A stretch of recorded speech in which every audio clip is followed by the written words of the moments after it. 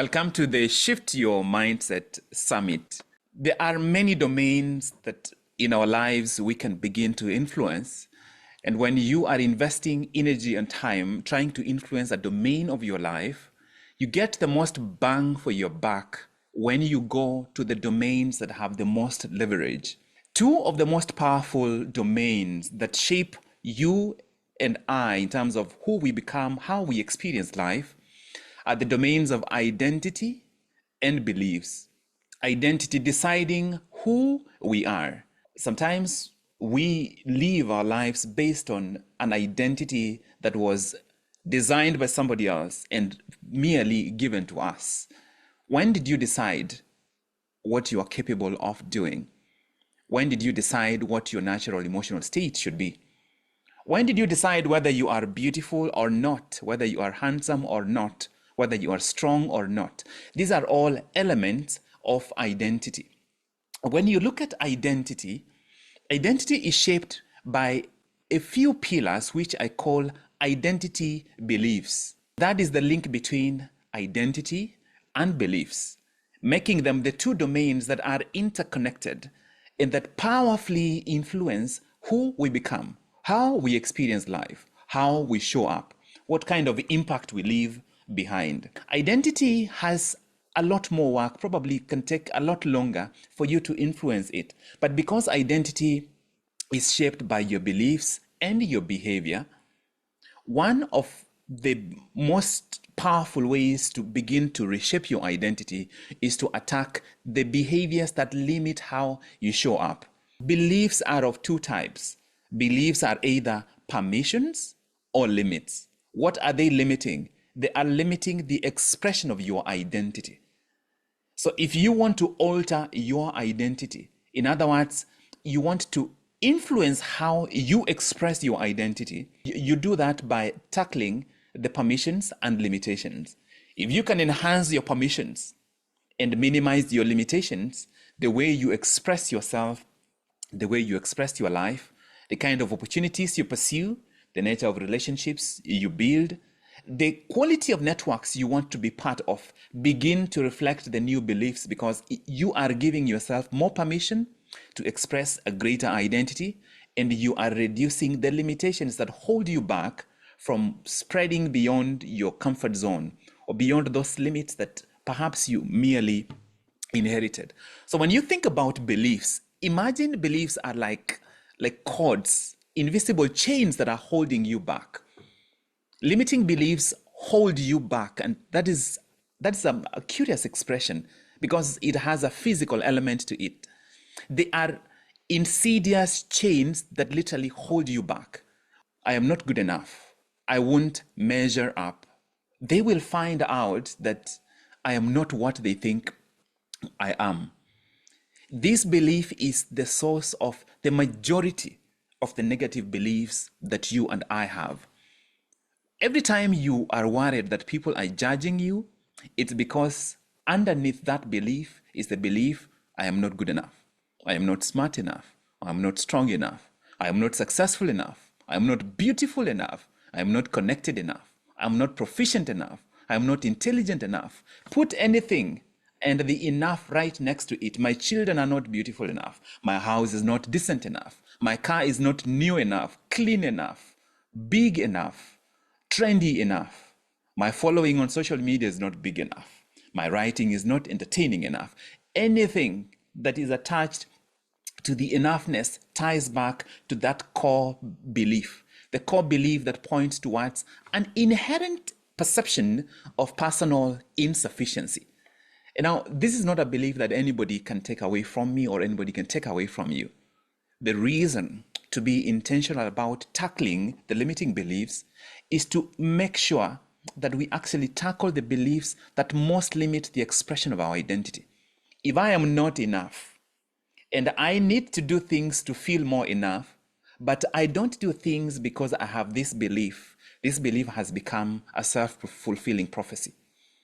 Once it's in place, it doesn't matter how much more potential I have, it locks me out. It limits me. It's a prophecy that I will never break out of the environment that I am in. Think of the belief, for example, like I am too old to change. You are never going to get any younger than you are. Tomorrow you will actually be older than you are today, which means if this belief is true today, it's going to be true the rest of your life, because there is not going to come a day when you are younger, right? I am not tall enough. Maybe, unless you're an adolescent, this is all the height you are going to have. It's not going to change. So that means this belief has already locked you such that your behavior will always be colored by the fact that you see yourself as not being tall enough. Limiting beliefs are like poison. I look back on my own life, and especially earlier in my schooling days, and just marvel at how many opportunities I let go of. I was in class 5 when I was first appointed the class prefect. But I was in class with boys who were within my extended family. And these boys had gotten into the permanent habit of taunting me day in, day out. Their go-to insult was that I had carried a label. I don't know if your community has a label for children born out of wedlock.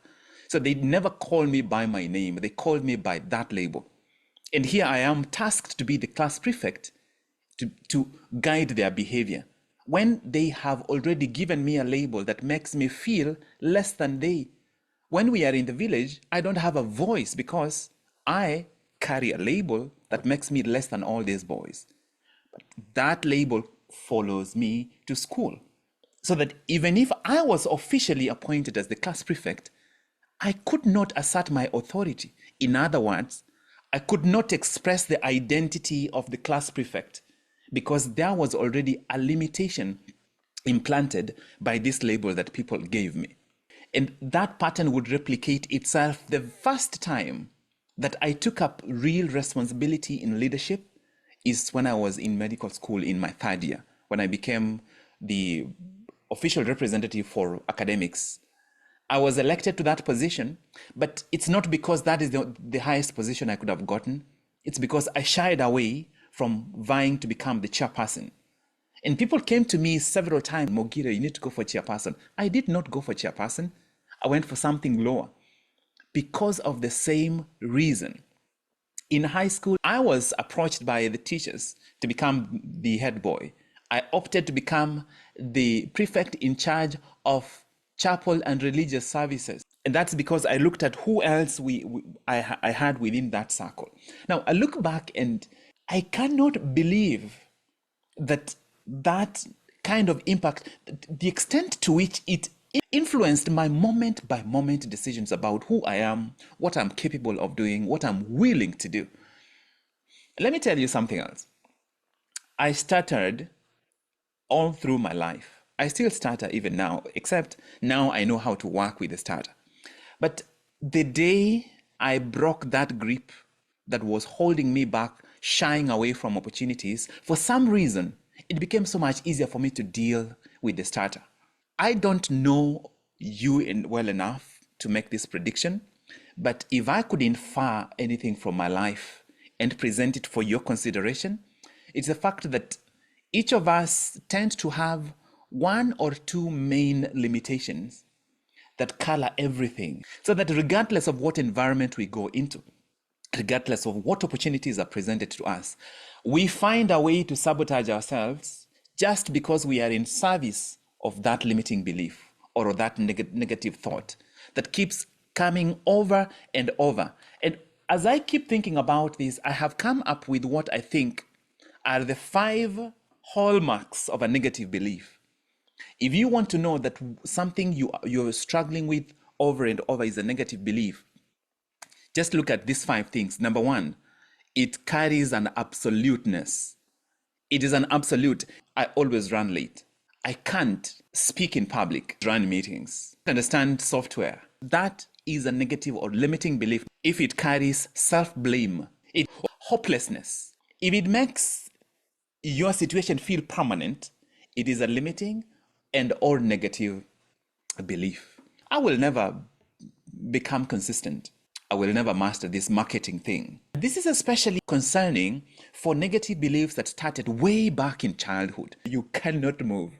It is a negative or limiting belief if it has a strong emotional charge associated with it.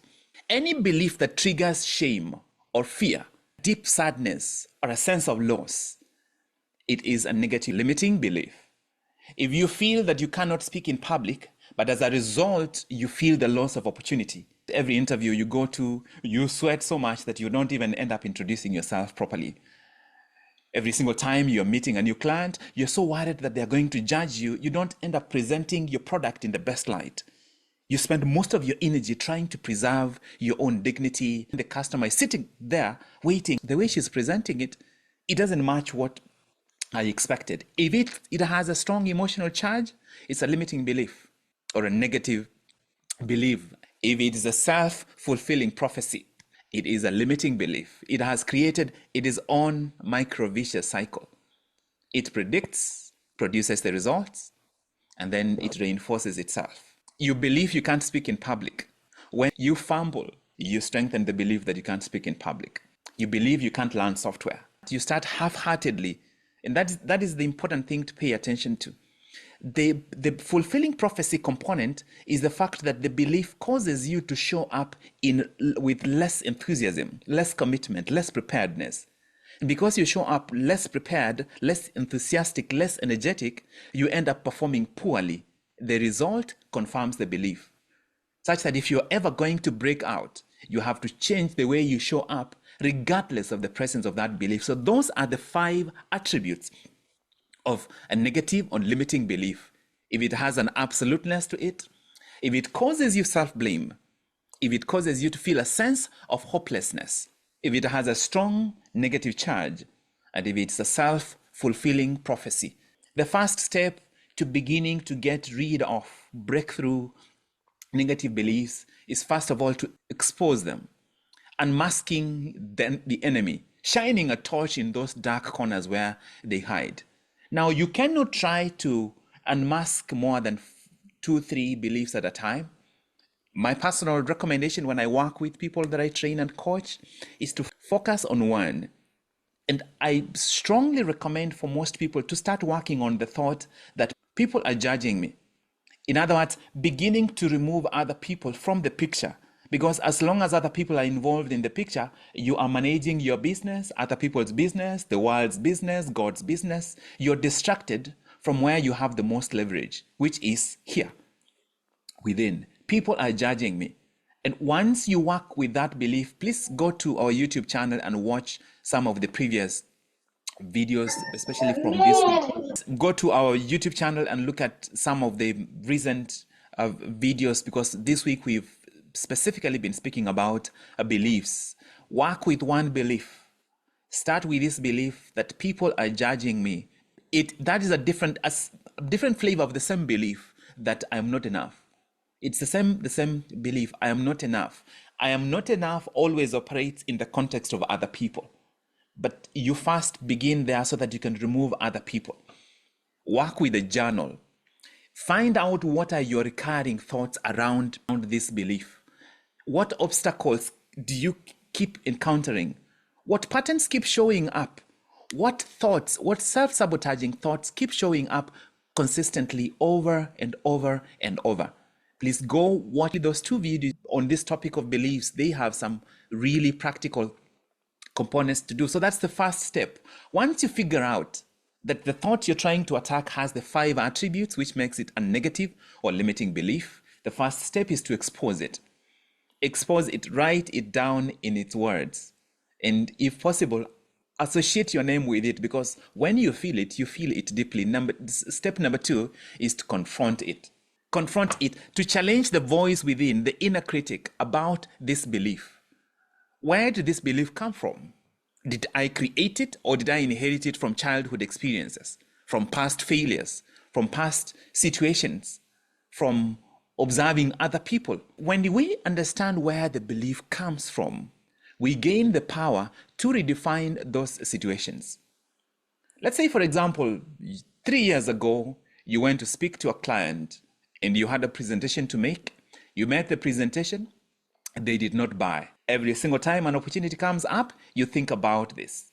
The step of confronting is to ask, is this true? Is it true that I'm not a good salesperson? First of all, You are not selling, you are presenting. Maybe the client you are speaking to was at a stage of finding information, and you succeeded in giving them the information, but they are not yet ready to make a decision. And who knows, when they come to make a decision, they will go with somebody else, not because you're not a good salesperson, but because your offer is not a good fit for them. So it has nothing to do with you, except you can spend the next 10 years beating yourself up about an experience that you utilized to create a negative belief. Now you're just hammering yourself for the next 10 years for a situation that happened for minutes and it's gone. Is this belief true? I don't know which belief you would start with. Is it true? Where did it come from? Reframing that belief. Once you decide that it's true and it's your own creation and you want to keep it, just keep it. But if you realize that it's not true, reframe it. So for example, you went and made a presentation and they did not buy. You just say, I made a successful presentation to a client. That's a belief. I did my best on that presentation. I learned how to open my presentation. I learned that I should continue training or practicing. There is something that is true, that is positive, that is empowering, that happened. So that if you don't consciously look for the truth in that situation, I showed up, I prepared, I spoke, I was uncomfortable, but I still did it. These are all truths, such that you don't allow your mind to go to one fact that is not true and then make a belief out of it, while you're ignoring all the other things that you did well. You confront the negative belief so that you can reframe it, but also so that you can look at where it came from and see what are the truths in that environment is your mind ignoring and just focusing on one negative thing. Step number 3 is to transform it. You transform that belief, you rewrite that belief into a positive. So for example, I cannot speak in public is a limiting and negative belief. You can transform that to its positive. With practice and preparation, if I rehearse, I can speak better. I can speak even when I feel uncomfortable. Because it creates room for you to express your identity in a way that is not as limited and as impacted by that coalition of negative beliefs. As you do this, you embody. And this is where it comes down to utilizing this word, embodying, figuring out which of these positive reframes can you use every single time the belief comes up, or I cannot speak in public. You go to your positive, you switch to your positive. With practice, I can become a better presenter. If I prepare, I can always make good presentations. If I join Toastmasters or get training, I can become a better presenter.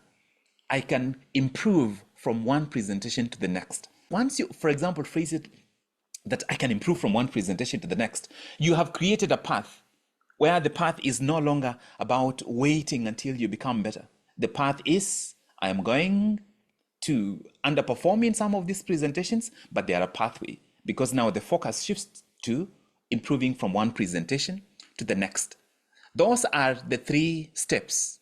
Remember the 5 attributes. If you take away anything from today, it will be for you to think about the 5 attributes of limiting beliefs.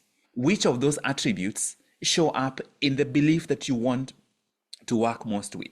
If it's a truly impactful belief in your life, it's going to meet almost all the 5, or at least most of those 5 attributes will be true. And then you take those steps, expose the belief, and then you confront it, asking whether it's true or not. And then once you determine that it's true, then of course there are a couple of steps. Please watch the other 2 videos. That will give you more steps. But once you come to the conclusion that it's not true, then the pathway becomes very straightforward. You need to reframe it. One of the most powerful ways to reframe is to take this one negative belief, find out where it came from, and in that situation, figure out how many other positives is your brain ignoring to just focus on one little thing and creating this story that is disempowering to you.